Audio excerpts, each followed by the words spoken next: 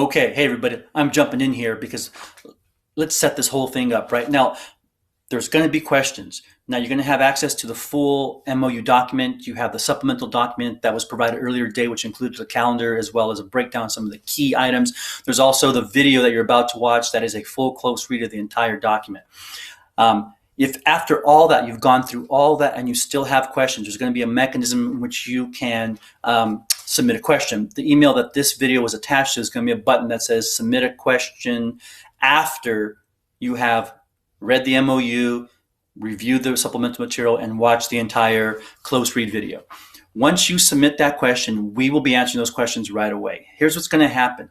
I'm going to allow all of you read-only access to the response spreadsheet that's connected to the question submission Google form. And so you will all be able to see in real time as it's populated with not only the questions, but how we're responding. And so in the email that this video is attached to, there's going to be a response, we'll call the button review responses, and that'll give you an opportunity to take a look at that. But we have to have rules. In order to make this orderly, we have to have rules. So here we go. First rule is no third-party questions, right? So we're really not going to answer questions from a friend of yours, or you heard through somebody else, or two other people you know have told you. Those get complicated. First person only questions. If you talk to somebody and they have a question, or you think it's a good question, then ask that member to submit that question so that they can get an answer. The second thing is that quotes and references. So if you're going to quote us from somebody else's MOU, or you're going to reference another agreement that another district has, so and such district is doing this and that and the other, then we want you to also include a link to the document that is that MOU or that agreement. Now, we're not talking about links to newspaper articles or other online articles that discuss it. We're talking about links to the actual document.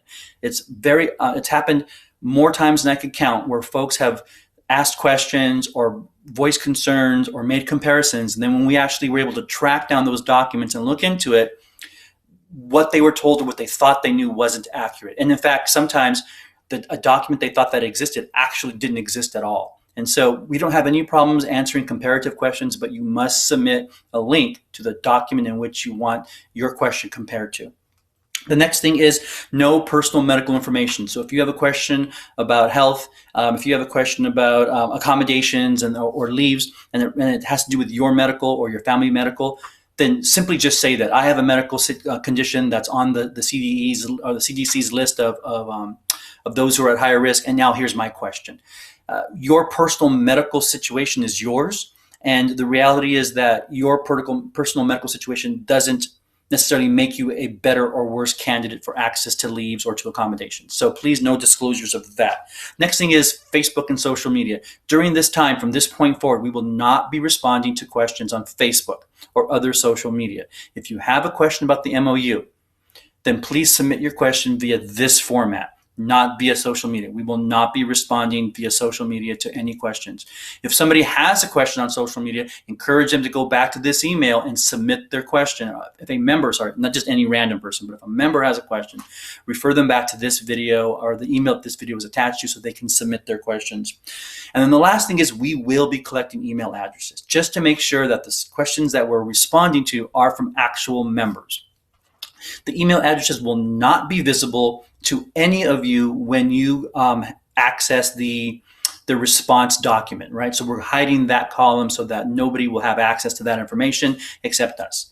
And so just so you're aware of that. So those are the rules, all right? So read the MOU, read the supplemental documents that were sent out, watch the entirety of this video, and if you still have a question, submit it through the question submission button that is part of the email that this video was attached to. Now, let's get to the rest. Hey everybody, it's me, Jose Segura, SMEA President. Welcome to another episode of Fireside Chat with the President. Now, in this episode, episode 52, we're going to focus solely on the newly signed Distance Learning MOU. So what I hope you can do is I attach a digital copy to the, a link to the digital copy, attach that to the email that this video was attached to. So I want you to take a minute, if you haven't already done so, and go ahead and pull that document up, print it out if you'd like. I'll give you a second. Go ahead and put me on pause. Okay, I'm back. All right, good. Good to see you. So let's get started. We're going to go page by page on this. So some of this stuff is going to be right up your alley. Others is going to be like, whoa, why are we even talking about that? But I want to make sure that we all know what this document includes. So here we go, page 1.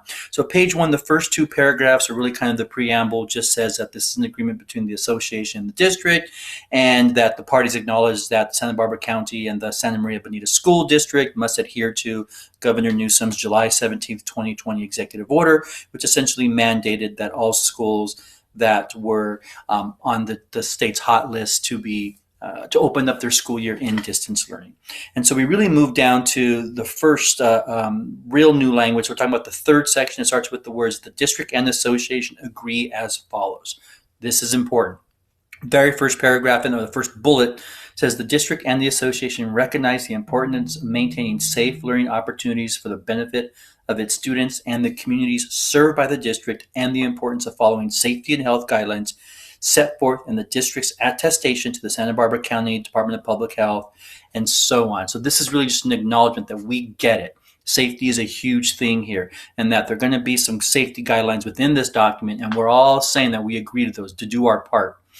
The next bullet says the parties recognize that the district must operate under the distance learning phase of schooling, and so that's just an acknowledgement that we get it. Again, the governor has said you're going to distance teach, students are going to distance learn, we're all in this boat. So there is no other option for us. And then we go down to the third bullet, and this is really where things start to launch off. And what we're going to do here is we're going to talk about the first 3 weeks of school. Now, the first 3 weeks are going to be really important. And here's what I'm hoping you'll all do as I go through this. If you're going to have questions, you're going to say, well, what about this? Kind of hold off on those or jot them down in the margin of the document or on a napkin in front of you or whatever it is you got. And let's see if those questions are not answered as we move through the document. So what I'm going to do first is they're going to talk about the first week of school. So this next section, the bottom portion of page 1, talks about what's going to happen during the first week and the second week. So let's talk about the first week. The first week, 5 days, right? August 10th, 11th, 12th, 13th, and 14th. August 10th. August 10th is a district-wide PD day. That's the district's day. We are supposed to report to our sites on that day. And by the way, let me repeat this one more time. If you have questions, if you have concerns, wait until we move further into the document. You might get those questions answered. So right now, what we're talking about is what's the expectation of all members. It's the expectation that all members will report to campus on August 10th to wherever the work sites are and participate in some type of virtual professional development throughout that entire day. That's the 10th. August 11th. August 11th is supposed to be a teacher work day, just like August 12th. We have made an agreement with the district that they wanted some time to talk with folks about what the distance learning program is going to look like and how we're going to get this whole thing launched. And so we've agreed that the district can have the first half of August 11th, that's the Tuesday, just the first half of the day. The second half of the day is yours to prepare, and we'll talk about what kind of things you have to prepare for on August 11th. So August 11th, the first half of the day is the district's, the second half of the day is yours. August 12th, that's the Wednesday, that day is all yours. No district meetings, no in-services, no nothing. That's your day to prepare for your school year. Now let's talk about August 13th and 14th. That's the Thursday and Friday. Now, under normal circumstances, those would be your 2 first days with students. They'd show up on the 13th. You have to have been ready to go by the time they show up, right? And for a lot of us, that means getting their supplies together, making sure the books are on their desk, putting pencil boxes together, consumables for the first part of the school year. I mean, really making sure that everything they need is there so that on that first day, the 13th, we're organizing ourselves, we're putting things away, we're familiarizing our students with what the materials are, and we're getting ready to really start that first year. Well, that's not going to happen this year. There are not going to be any kids at our schools on the 13th and 14th. And so remember when I said we gave the district the first half of the day on the 11th? Well, in exchange for that first half of the day on the 11th, you are going to have the 13th and the 14th, the Thursday and Friday, to continue preparing for what district is calling the launch. And we'll talk about the launch in a minute, but the launch is going to occur the following 2 weeks. So essentially, you get a couple of more days to prepare. days you don't have to worry about instruction with students, days you don't have to worry about any kind of meetings. And there may be conversations within grade levels and things like that, because we're going to have to coordinate ourselves. There's part of the flexibility that the sites have been allowed is really this opportunity to kind of determine on our own how we're going to make certain things work. And you'll see more what I mean as we move forward. But so that 11th and 12th, that 13th and 14th, that Thursday and Friday are really going to be there for us to make sure that we're ready for this launch come the next 2 weeks. Now, there is going to be a little requirement on those 2 days that each of you take about 20 or 30 minutes of your day to connect with your students. If you're a primary teacher, kinder, TK, first grade, you might want to put out a parent square that explains to parents, hey, we're having a launch the next couple of weeks. We're super excited to see you, something like that. For older kids, junior high, sixth grade, that kind of stuff, you might want to do a Zoom with your kids. Kind of maybe, put a name to a face, as many as you can get in. Clearly you're not going to be able to contact everybody, but that's okay. It's really about doing your best sometime on that Thursday or Friday. So that's the first week of school. The 10th, all-day district PD, and whatever they have set for us. On the 11th, first half of the day belongs to the district. The second half of the day belongs to you. On the 12th, that whole day belongs to you. On the 13th and 14th, that Thursday and Friday, those days really belong to you too, to really prepare for the launch. There's a little caveat that, take 20 or 30 minutes to connect with your families, either through a parent square for the younger kids or a Zoom with the older, so that you can connect with them and let them know that the launch is coming. All right. Expectation is all of us will be on campus those 5 days. Let's go into the second week of school. This is the launch. This is something the district really, really, really wanted. They wanted all of our teachers to make some kind of a personal connection with students, to get them on board, to make eye contact with them, to let them know that we're here for them, and we get eyes on them, we get eyes on their parents, that kind of thing. But really, we pushed back on that because it was too much, right? To talk about having all kids with at least if it's just one parent onto campus, that was just too many people. It was too much. And so what we finally decided on or settled on is this. We would take the next 2 weeks, right? So that first week starts the 10th, right? The week after that would start as the 17th, and the week after that would start as the 24th. So take those 2 weeks and essentially divide up your entire staff into those 2 weeks. So half the staff would be on the 17th, and the other half of the staff would be on the 24th. And ultimately, what your responsibility is to conduct those in-person launch events with your students during the week that you're assigned to. So if I'm assigned to the first week, let's say I'm a first grade teacher, and I'm assigned to that first week starting on the 17th, I'm going to spend that week scheduling in my families. Think about them like conferences, but they're not conferences, but as far as the scheduling is concerned. Give yourself plenty of time between each in-person meeting. I'm going to be able to hand my students a bag of their supplies, their consumables. If I made packets for them, then they'll get that.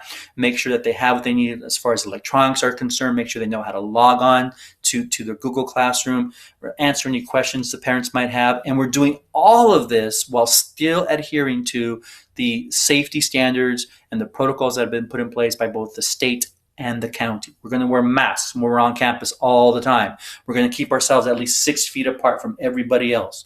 Right? We're going to wash our hands 20 seconds anytime we come in contact with surfaces that we potentially could contaminate or become contaminated from. We're going to socially and physically distance ourselves as much as possible. So how does that work? How can I have these meetings with these students and still provide all of that? Well, that's where there's a lot of flexibility for each of you. Remember, only half the staff's going to be on campus doing this at a time.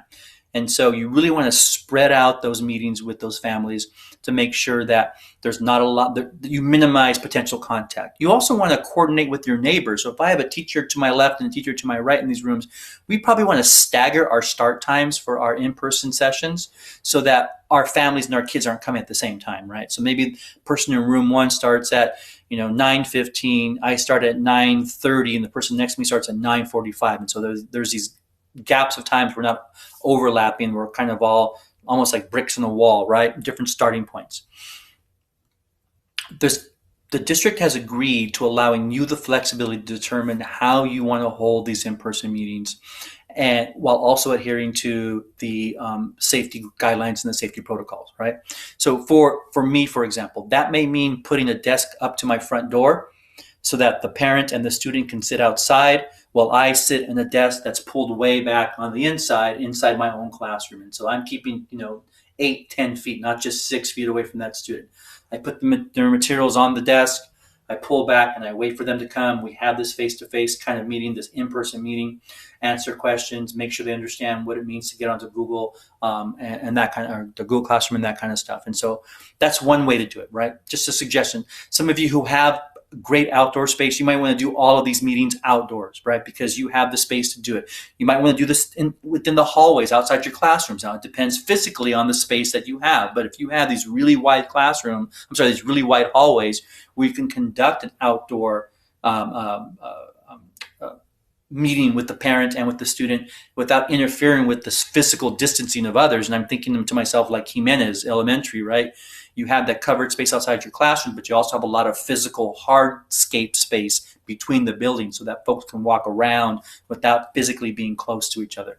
There might be some of you who might want to have these meetings in your classroom. You just feel safer being in there where you're physically distant from your family. You set up a table and chairs at one end of the room and you're at the other, and that way you can control that environment. So it's really going to be up to you how this works. All right, and so that's where some of the choice comes in for us to determine how we're going to handle this. Half the staff's going to be the first week, second half of the staff is going to do the second week. So you're probably asking yourself, well, then what do I do if I'm not doing the launch week? You're going to be home on the 17th, that week of the 17th. Let's say I'm in the first group, then I'm going to be on campus conducting my in-persons with my families, providing them with supplies and that kind of stuff. And all those teachers who are in the B group or the second group, they're all going to be home. They are not going to be required to be on campus at all the entire week. Now, if you choose to be on campus, you may, but you essentially need to kind of sequester yourself into your classroom so that you don't interfere with the visitors that are coming onto campus and the in-person meetings that your coworkers are conducting. And so if I am in that first group on the week of the 17th, then I'm on campus. Everybody who's in the second group, they're home. The next week that starts with the 24th, I'm going to be home that entire week. And those folks who were home the first week, now they're going to be on campus conducting their face-to-face and their in-person. While I'm at home, not conducting the in-persons, whether I'm the first week or the second week, I'm making plans, I'm getting my act together, I'm trying to figure out how I'm going to fit my instruction into whatever my schedule is that my site administrator provides to me. I'm going to be communicating with my families and my parents, making sure that they have what they need, and really getting everybody and everything ready for the launch, right? And so really spending those 2 weeks, whether it's the week I'm on campus doing my in-person or it's the week that I'm off campus, preparing, I'm getting ready for what eventually will be the fourth week of school. So we've talked about the first week. That's the 10th, right? Everybody on campus for PD. The 11th, half staff meetings and stuff, and the other half is yours. Oh, by the way, all these meetings will be virtual. On the 12th, that day is all yours. The 13th and 14th, that's that Thursday and Friday of the first week. It's basically going to be your time to prepare for the launch. You're also going to take about 20 to 30 minutes sometime during those 2 days in order to connect with your family's parent square for the younger kids, probably some kind of a Zoom for the older kids, just to make that connection and let them know that the launch is coming. The second and third week, either you're on campus performing your in-person interviews and meetings with your parents, providing your kids with their supplies and equipment, or you're home preparing for your distance learning program, and then we flip that on the third week.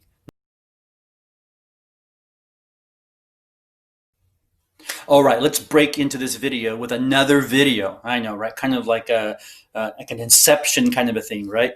Anyway, some great points were asked, and we really need to address this. And this is about we have our week 1. We've talked about week 2 and week 3. That's the big launch. But what if I am not available for those? What if I've submitted a request for a workplace accommodation?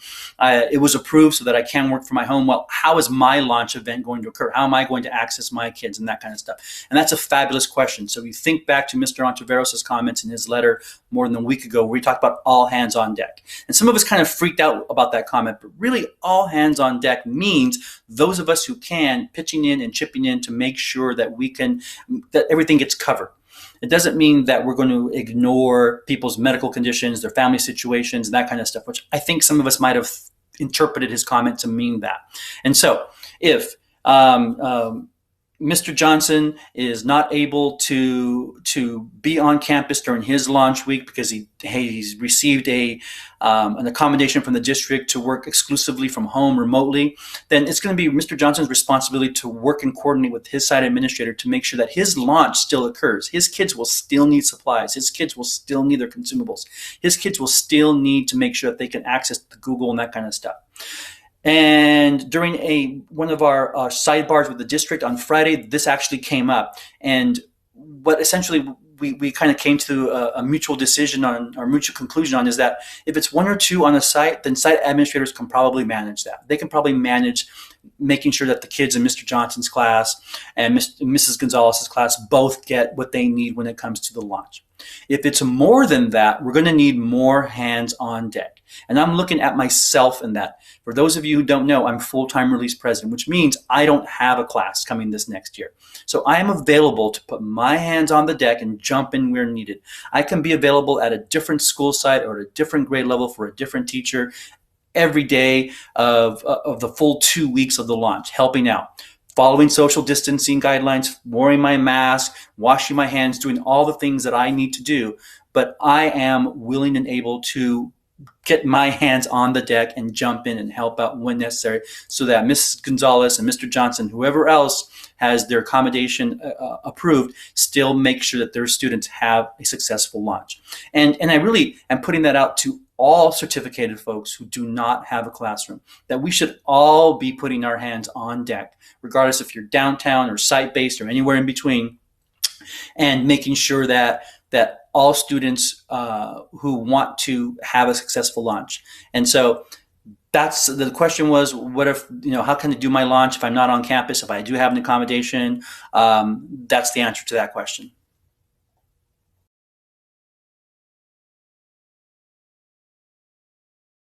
Now the 4th week, done the launch, we're all prepared, we're really getting into the groove now.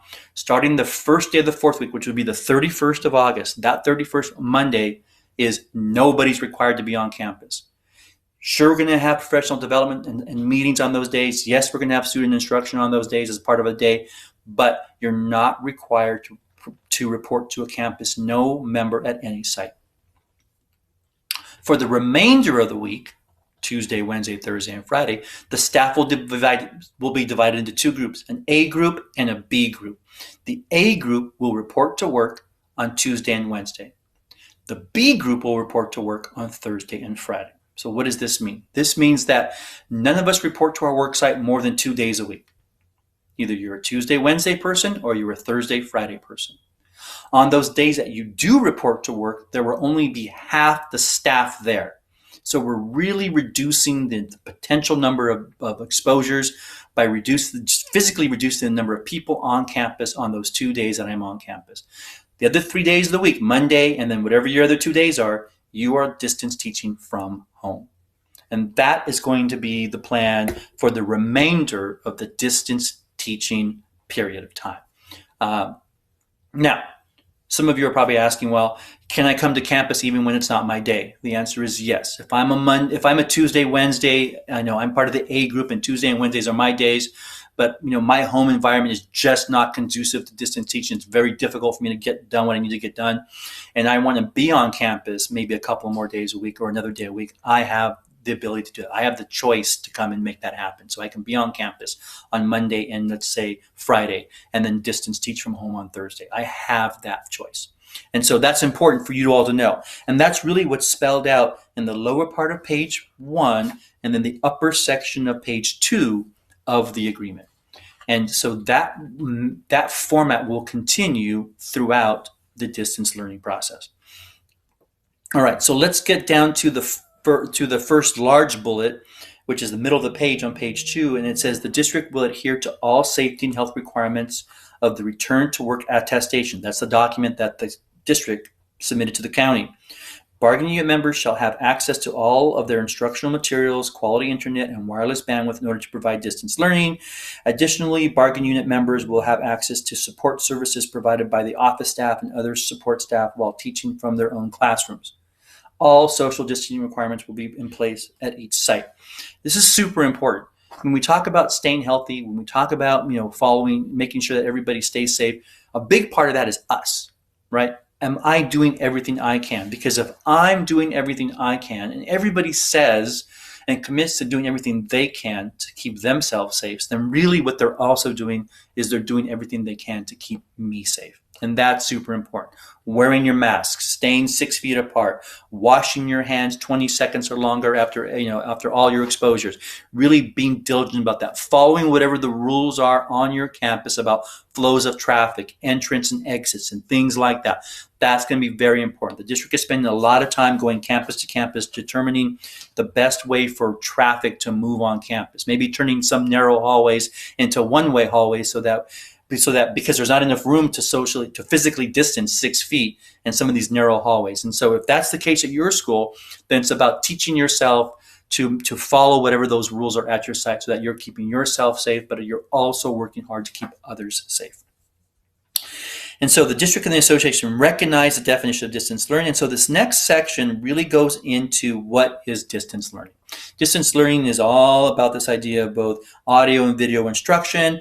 It's computer-based and technology-based. It can use some printed materials. So younger kids, if you have younger students, you want to provide weekly or bi-weekly or monthly packets, you can do that.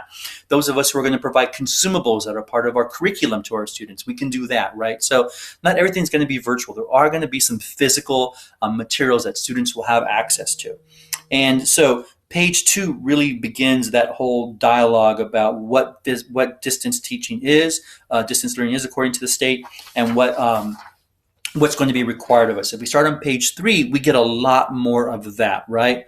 Distance learning may be offered under either of the following circumstances. It gives some guidelines about that, but really this whole page is all about what are the guidelines that we're working under. What does the state say distance teaching really is?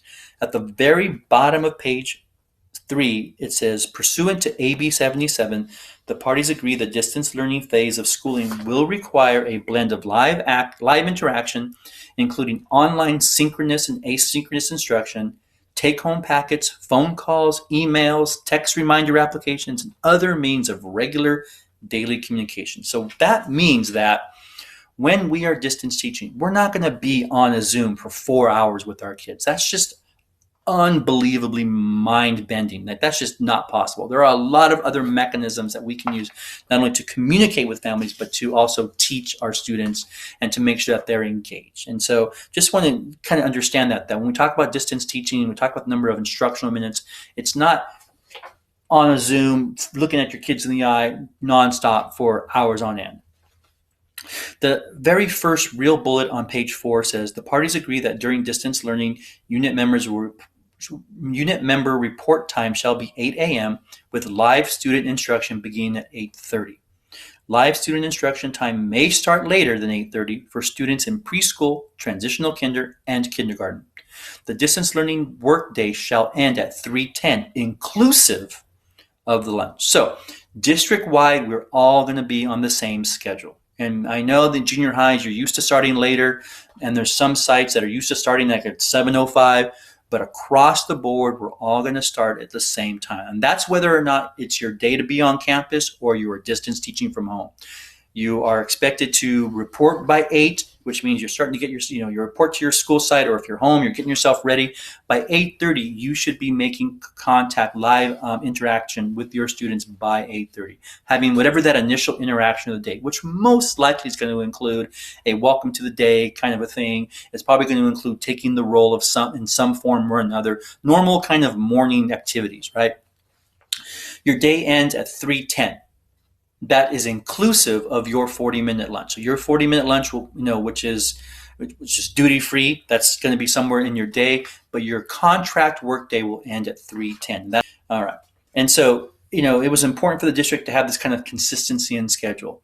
And so, and especially when we're talking about sharing resources, for example, music and band and PE, things like that. We all really need to be on the same schedule so that we can make sure those folks have access to our students and that our students are receiving those services that they're entitled to, and including our junior high students are receiving electives. That's super important. On the second bullet on page 4, it says, pursuant to AB 77, the parties agree that distance learning phase of schooling will require that bargaining unit members provide all of the following. And this is for us, right? That we're going to provide standards-aligned content and instruction that's substantially equivalent to in-person.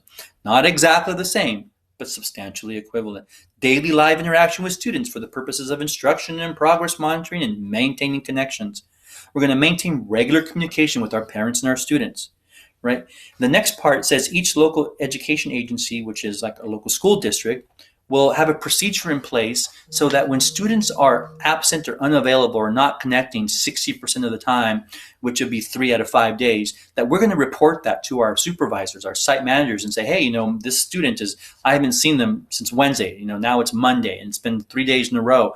And so there's going to be a process in place for re-engaging those students. And it's going to be on us to help that process along, right? If that means I make a phone call, if it means I send out a parent square, if there's ways I can communicate with the family, but ultimately we're going to be working with the district on whatever their plan is to re-engage those students, trying to get them back into the fold and get them back into the educational environment. And so we're going to help the district with whatever their plan is. The 5th little bullet says provide academic support for English learners, students with disabilities, foster youth homes. So these are all of our subgroups, right? And then continue special education services. And we'll get into SPED in a little bit down the road. The third far left bullet says the parties agree bargaining unit members shall provide rigorous and relevant grade level instruction adhering to California standards of the teaching profession, district adopted curriculum, and district's digital learning resources substantially equivalent to what students would expect to receive when receiving in-person instruction. Seems fair, right? And basically it says we're going to do our jobs, and guess what? I already know you guys are going to do your job, so that part's done. The next bullet says bargaining unit members will be expected to provide instruction, resources, and support, and then it gives the number of instructional minutes. So for TK, 180 minutes of instruction a day. That's for you. And then for our first through 8th grade, it's 240 minutes of instruction a day. Now, I know that the state guidelines for first through 3rd are 230 minutes a day, but the district asked that we include first through 3rd with 4th through 8th so that whole group is receiving the same number of instructional minutes a day. So that's your instructional day. So of your 6.5 hour workday, 240 of those minutes are going to be instructional minutes. And again, that's not Zooming with kids 4 hours in a row face to face, right? That's about all these other elements, including homework and projects and doing small group and doing check-ins and a lot of other things that we will be doing during that instructional period in each day. And so the very last bullet on the page says distance learning shall be aligned with the direction from the superintendent of public instruction. And of course, we're going to follow along with what the SSPI asks us to do. So now we're at the top of page 5. We're moving right along, people. Here we go. The district expects teachers to utilize the district adopted curriculum. Bargaining unit members may choose to be innovative and develop activities to support and encourage their own innovative teaching modalities, right? So we're going to use the curriculum that the district provides us. And I'm pretty sure we're all already doing that. So I think we're good there. Next, it says bargaining unit members shall not be required to work beyond the requirements of the collective bargaining agreement. To provide students and parents with consistency and to avoid scheduling conflicts, the site administrator shall create, share, and follow a regular weekly and daily schedule of instruction, student support, and office hours. The office hours shall be used to provide support and clarification via phone calls, emails, and other virtual platforms. So let's unpack that a little bit. All right. So you are going to be expected to adhere to the contract language. So if whatever's in this MOU that's different from the contract, then this is what we do. But all the other elements of our contract are going to be there. So we've had questions about what about class size and what about this? Well, If it's not specifically addressed in this agreement, then whatever we currently have in our contract is what we're going to adhere to. So just so we're all clear on that, right? Now, the site it says right here that the site administration shall create, share, and follow a regular weekly schedule. So your site administrator is going to come up with your site schedule. And really, I think what they're going to try and do is make sure that everybody gets everything, so that, Mr. Segura is not in his classroom teaching math 4 hours a day because math is his favorite. That my kids are still getting PE time. They're still getting music time because their grade level, that's one of the things that they get. And so we want to make sure that students continue to have a well-balanced academic schedule, at the same time, providing this in a shorter period of time. This section, the second bullet, also talks about office hours. So think about this. If you're starting your day at 8 in the morning, by 8:30 you're interacting with students. For upper grades, it's 240 minutes. For TKK, it's 180 minutes.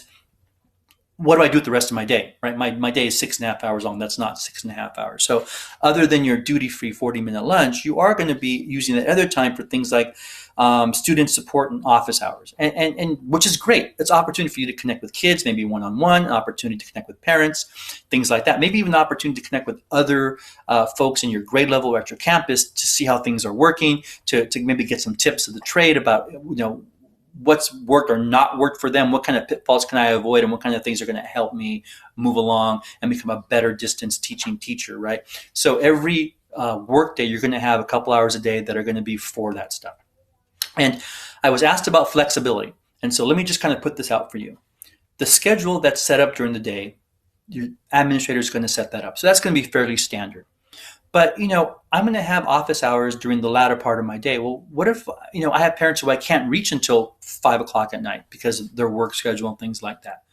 Well, you're going to have the flexibility to kind of shift those office hours in a way that makes sense for you, right?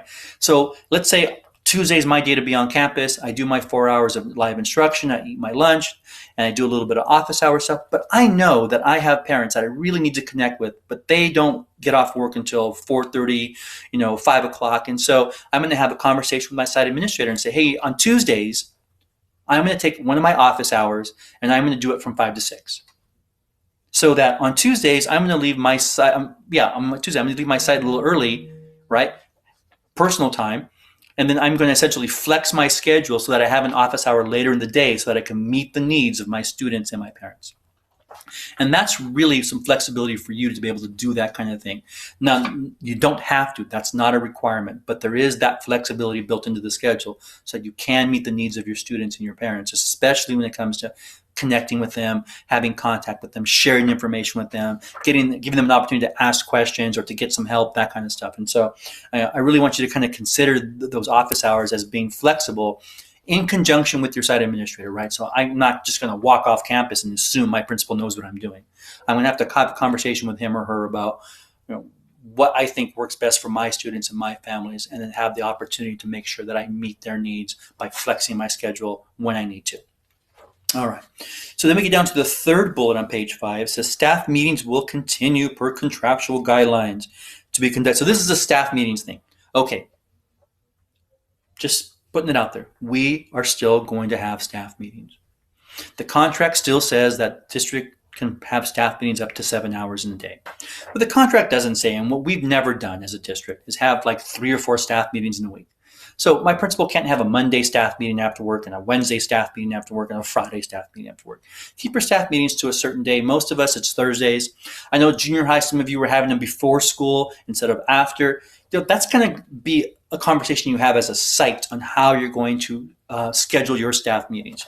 But what's really great about this paragraph is it says additional staff meetings, right? Anything more, collaboration, operational meetings, professional learning will be conducted regularly during the normal work week within bargaining unit members' duty days. So if my principal wants to do PLCs, maybe we're going to do that on Monday during the work day because that's a work from home day, not as much student interaction on those days, right? I'm going to give my students a lot more independent work on those days so I can free up my time to participate in professional development. Maybe it's PLCs, maybe it's grade level meetings, maybe it's additional staff meetings, but it's during my workday, right? So the only thing that's going to be outside your workday is going to be that one weekly staff meeting. And so that's important, because I know it's important to us to be able to have some control and understanding what our schedule is going to be like. If we get down to the fourth bullet, this one's set on page 5, bargaining unit members may bring their own school-age children so long as all physical distancing and screening protocols are followed. And so, we haven't really talked much about this, but every day that we report to school, we will have to proceed through a health screening. We'll be asked the health questions as far as, do we have any symptoms that are indicative of infection or COVID, and we're also going to have our temperature check. That's going to be every day. That's a non-negotiable. That is going to occur. I do have the option on those 2 days that I'm on campus to bring my own children with me, grade school children with me, into my classroom. They will also have to go through the screening in order to come onto campus, just like all other living human beings that enter any of our schools. But I do have the option of bringing them to school just those 2 days. And then the other 3 days a week, I'm working from home so they can be with me there. And so for a lot of us, we're really concerned about childcare 5 days a week. We've whittled it down to just 2 days a week. So if you can bring your kids 2 days a week, if that works for you, or if you can access childcare 2 days a week, somebody comes into your home where your children can go in somewhere a couple of days, then that's awesome. If you and another teacher, you live in the same community, you might be able to just book one childcare provider and the two of you split that, because both your kids won't be there at the same time, right? So you'll be at home 3 days, they'll be at home 3 days, and your days won't overlap. So there's just some options available there when it comes to childcare, right? But the district is also going to be providing some on-site assistance and support for our school-age kids. So, I really want my children to be in a learning environment. I want them to be able to access their learning from whatever their school district is in their classroom. And so the site-based child support and services is going to be geared towards school-age kids and giving them an opportunity and a place where they can continue with their distance learning, because all our local districts are distance learning, right? While I work in my classroom. So I have some options there. The student can come to me in my classroom, my student can be on my on-site childcare program, or my student can be home or in some other off-site childcare facility, or with family and friends, or whatever it is I have access to. Now, be sure we are only talking about school-age kids. We're not talking about toddlers. We're not talking about newborns.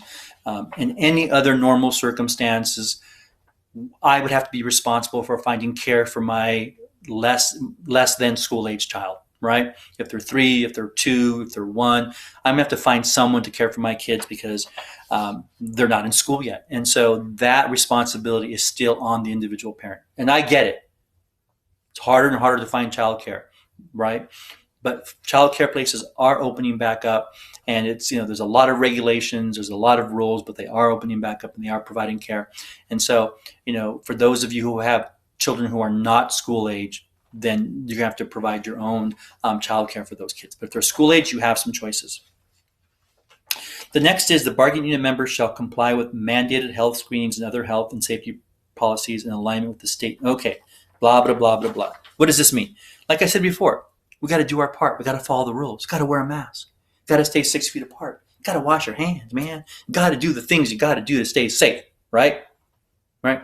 We're not going to share straws. And we're not going to say, hey, taste this. Tell me if it tastes weird. We're not going to do that, because we want to stay safe, right? As much as we want to interact with our coworkers, we want to share stories, we want to say, how you doing? Tell me about your summer.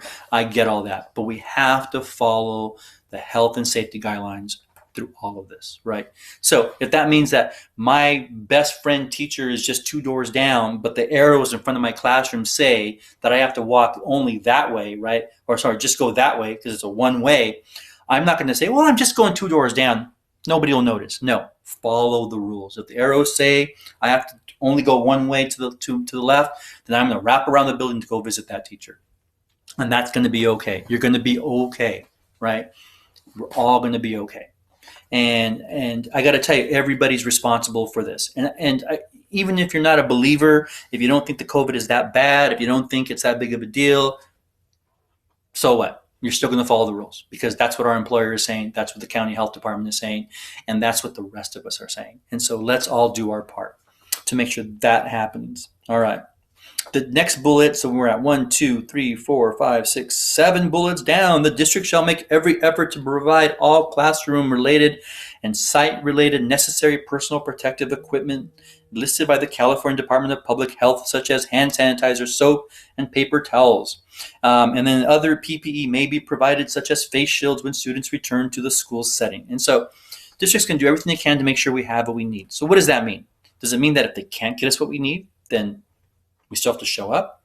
No. It means if they can't get us what we need, they're going to find an alternative that's going to be just as good. Here's a great example. What if we run out of hand sanitizer? Oh my gosh, there's no more hand sanitizer. And I don't know about you, but I've been using way more hand sanitizer than I ever thought I was going to use in my entire life, right? But if the district, if there's a run on hand sanitizer and the district runs out, or my site runs out and there's no more in the district to bring in, then we're going to have to rely on soap and water, right? Hand sanitizer is really an alternative to soap and water. So that might mean bringing in hand washing stations. It might mean, allowing teachers access to student restrooms where we can wash our hands, where there's plenty of soap and water to do that. And so it's not that we won't stay safe. It just means, this language just means that if for some reason the district can't provide it, then they're going to make sure that the alternative is available to us. Same thing if we run out of soap, then maybe we'll have to have more hand sanitizer. Instead in the bathroom, instead of being soap there'll be a jar of hand sanitizer so that we can make sure that we stay safe. So the next bullet says, when bargaining unit members are working on site, the district shall ensure that frequently touched objects and surfaces in all restrooms, workrooms, and other shared areas are cleaned and sanitized frequently during the course of the day. So this is the district's commitment to health and safety for us and really all staff who are on campuses. The key here is really like the frequently touched surfaces, right? Doorknobs and light switches and handrails and things like that. All right, so let's talk about the next bullet. So this is a third from the bottom. Bargaining unit members who fail an active health screening and are sent home or are sent home due to contact with others who have failed a test or screen at work shall utilize appropriate leaves, including the Family First Corona Response Act and its specific leaves associated with COVID-19. So let's stop here for a second. Let's, again, talking about, right, personal responsibility. It's going to be, and this is in the district's attestation, it's going to be your responsibility. It's going to be my responsibility that before I leave for work, I am going to self-assess. I'm going to ask myself the health questions. Do I have a cough? Things like that. I'm also going to take my own temperature to make sure that I don't have any of the symptoms that are related to COVID. If I clear myself, then I can go ahead and head to work. Once I get to work and I go through the screening, if I fail the screening at work, maybe I didn't have a temperature when I woke up this morning when I took it, but after I got dressed and took a shower and got myself going, maybe a couple hours later, a fever develops. And by the time I get onto campus, for 8 o'clock, check myself in, I'm scanned, and sure enough, my temperature is 100.9, which puts it over what the minimum is. Well, the district's going to turn around and send me home. Absolutely. And they're going to use things like the coronavirus or the Family First Coronavirus Response Act to pay me to go home. So if those of you not familiar with the Families First Coronavirus Response Act, this is a federal program. It allows working people like us 10 paid sick days on top of whatever employer provided sick days you get for COVID related illnesses, right? So if I fail a health screening at my school site and I'm sent home, I'm still going to be paid for the day. It's not going to come from my personal batch of sick days. And so that's important for you to know that there are mechanisms in place to not only keep us whole as much as possible, but to provide us an opportunity to stay healthy every chance we get. And so if I'm sent home because I have a fever, chances are that I'm going to have to stay home for 3 days. So, I'll probably get a phone call later that day from my site administrator asking me how I feel. I say I'm feeling good. I can work, and so then I might be directed to work from home for the next 2 days. If that's the case, in order to get that 72-hour clearance, then if that's the case, then I work from home the next 2 days. My pay stays the same. I don't use any of my coronavirus days, and I simply just work from home for those next 2 days. And by the end of the third day, if I self-assess, I don't have a fever, I'm feeling good, I can come back to work on my next work day. Now, Let's talk about self-assessing. If I'm at home and I self-assess, I don't answer no to some of the health screening questions. I take my temperature and it's over the minimum.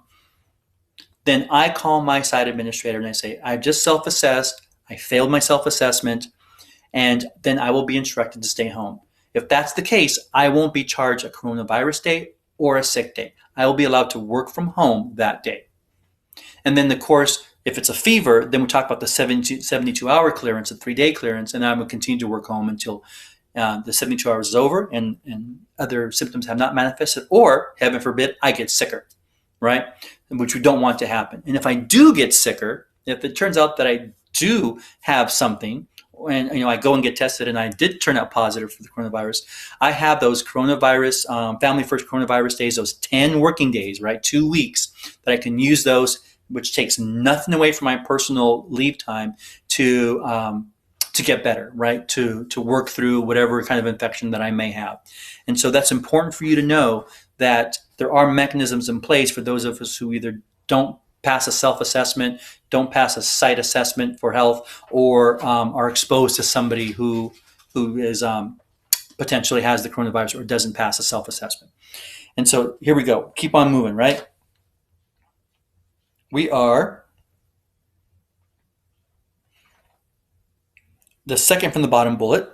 Bargaining unit members shall continue to provide opportunities for distance learning, professional development. So individually directed classroom preparation time shall not be reduced from the time provided in the collective bargaining agreement. Let's read that again. Bargaining unit members shall continue to be provided opportunities for distance learning, professional development, right? That's the district providing you with PD opportunities.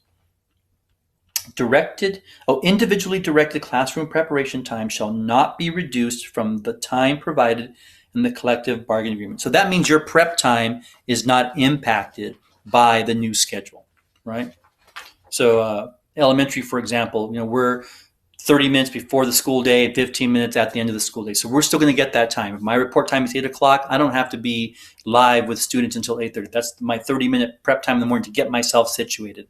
And then I have that 15 minutes at the end of the day where I don't have to have staff meetings. I don't have to worry about office hours to kind of wrap my day up before I go home or before I shut down, right? Same thing with our junior high folks. You're going to have a built-in prep period. And in your case, it's going to be a little bit different, right? Because you're going to get those same 30 minutes we do at the front of the day, the elementary does. And so you're going to make up the difference in the academic period somehow, somewhere else later in the day. So that makes sure that you get a prep period that's equal to your academic periods in the day. And then the last bullet says the district shall notify the association 14 days prior to move into a hybrid. So if by some miracle, Santa Barbara County goes 14 consecutive days of reduced numbers of COVID, and we get down to that threshold that's the minimum requirement. If we can, I think it's like 100 cases per 100,000 residents. If we can do that, then we get off the state's watch list, and then we are eligible to go back to move into hybrid or in-person instruction. Well, we're going to have 14 days to make that transition. That's what this language says. And so 14 days to go from distance only to whatever the in-person hybrid instructional model will be. And so that's important for us to know that we're going to have a pretty good chunk of time to make that transition from distance learning to something else. So we are now at the top of page 6. Wow. First bullet says if stay-at-home orders are instituted. Okay, so this really talks about, so we're working at our school sites 2 days a week. But let's say things get worse. Statewide, the governor says, or county health says, we're going to go back to stay-at-home orders. So that means all of us are going to have to leave our work sites and work exclusively from home, right? No longer reporting to our school site. And then we wait a little while, maybe a month or two, and things start to get better. And we're going to transition back to our school sites for distance learning, but still being on campus a couple of days a week, right? If that's the case, then the district shall change all air filters and take any steps available to maximize the exchange of air in district workspaces. All windows will be in working order. So they're going to make sure that all that is taken care of before we transition back onto our campuses. The second bullet on page 6, if a bargaining unit member must work from home due to personal reasons, addressed via the interactive or any other processes, The unit member must provide the same rigorous and relevant grade level instruction to all of their students as noted above. So here we go. There's going to be some folks who coming to school, even if it's 2 days a week, just isn't going to work for them. Or doing that 5 days of launch time, right? Whichever week they are, first week or second week, that's just not going to work for them because of their personal health, their age, the health and welfare of the folks that they live with, or just a lack of childcare, right? So there's some things there. And so you all, first, if you're going to make that request to the district that because of one of these or multiple factors, that you're requesting that you're allowed to work from home exclusively. And if that's granted, then that'll be the case. But the district is still going to expect that during every instructional day, you're going to provide the best and most rigorous academic experience that you can to your students. And you're going to adhere to all the guidelines. You're going to follow the professional standards. You're going to use the curriculum that's provided and so on. Essentially, that you're agreeing to do the things that you're supposed to do, even if you're exclusively at home. But this document also says that second bullet, if the bargaining unit member must work from home due to personal reasons, addressed via the interactive or other processes. So I know you all heard about the interactive process, and actually those of you who attended that webinar we had last week talked a lot about interactive process as a way to apply for accommodations, right? Workplace accommodations. Well, the district is agreeing to other processes as well. And when we say other processes, it's other processes that aren't so narrow and stringent as the interactive process is, that allows a quicker turnaround from the time that I request to work exclusively from home and when that request can be granted. And so, those of you who are putting in those requests, if you feel that's right for you, then you continue doing that. Now, remember, you're not required to explain to your employer your specific medical condition. If you say, well, I have a medical condition that puts me at higher risk, that's enough. If the district requires a note from your doctor, then your doctor can put in that note that my patient has a medical condition that puts them at higher risk to COVID based on the conditions that are listed by the CDE or the CDE supplemental documents, right? And so that is enough as far as disclosure is concerned. When it comes to the health or the medical condition of my family members, like I don't feel safe working from my work site because I have a child at home who has XYZ medical condition. It's up to you whether or not you want to share what that medical condition is, because your child's medical condition has no impact on your ability to do your job. And so that information can never be used in any way by the district for you or against you, right? So if it makes it easier to explain the reason why you're requesting a modification of your work place to work from home, then go ahead and do that. And so really that's there. So what I want you to be thinking about is maybe in your head you were going to do a request for a modification of your workplace because you thought that was your only choice. But now that you've heard how the first, second, and third, and then fourth week and after, how that's all going to be laid out, maybe there's enough flexibility in there and there's enough safety precautions in there that makes you rethink your need, right? Maybe you were worried about childcare because the most you can get is 2 days a week and there's no way you're going to be able to be on campus 5 days a week because nobody's going to be able to watch your child. Well, the new schedule might give you that flexibility so that you can find somebody just for Tuesday and Wednesday, or just Thursday and Friday. Maybe bringing your kids into your own room for just a couple of days is enough. That makes you feel a little more comfortable and not have to worry about applying for a workplace modification. And so whether or not you put in for that request is up to you, but I really want you to think about that request in the context of what's available to you now via this agreement. And so as we move through page 6, and let's see, the parties agree with bargaining members working remotely from home. Then we go down to the fourth bullet. Special education teachers will work collaboratively with core content teachers via a virtual platform to adapt lessons to meet the needs of students in a digital learning environment and ensure that lessons and activities are appropriate as documented in the student's IEP. And then it goes on to say students assigned to special day classes or students with mild to moderate to severe, or profound disabilities will be provided continuity of learning through a variety of distance learning resources as appropriate. This enables all students to access the same learning opportunities. And of course, the last part of that says related service providers like Adaptive PE will prepare appropriate distance learning activities that can be performed at home. So as of right now, all of us are going to be distance teaching our students. Gen Ed, Special Ed, TK to preschool to 8th grade, all academic areas, PE to band, all of us. And so there's no agreement in place and there's no directive by any public health or anybody else to bring any group of kids onto campus for first-person instruction. And so that's what's spelled out here.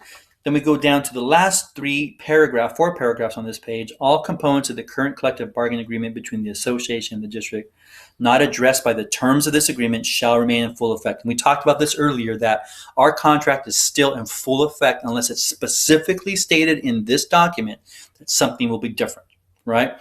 And that this is in no way precedent setting. In other words, neither the district nor the union can say 2 years from now, hey, remember that MOU we had in 2020? Well, we think we should be able to keep this part of it because we liked it a lot. Well, non-precedent setting works both directions. The district can't force this on us somewhere down the road, and we can't, declare it, to be something that's a past practice or anything like that somewhere down the road. And so that's the whole document. That's the entire MOU start to finish. I hope that you heard something that meets your needs, makes you feel a little bit better about what's coming and how it's coming. I know this video was long and I'm sorry about that, but I really wanted to make sure that we touched on every point in this and that everything was explained to you. Personal protection, personal safety is going to be a big part of how we're going to function, whether it's following the rules of the road at my school site, whether it's using personal care before I leave my home to self-assess. And then when I don't pass my own self-assessment, I'm reporting that to my site administrator, that when I'm on campus, I'm wearing my mask, I'm staying 6 feet apart, and I'm washing my hands like I mean something, right? And as a cradle Catholic, I found out a few months ago that it takes about 20 seconds to say an Our Father. So, as I'm washing my hands, that's what I'm doing, right? So that's just a me thing. Singing Happy Birthday twice gets mixed up in my head, but I can say one Our Father, right? Before I rinse. And so thank you. Now, if you have questions, you have concerns, you can get a hold of me, somebody from the bargaining team, or one of your executive board members, and we'll be happy to answer your questions. Thanks, everybody.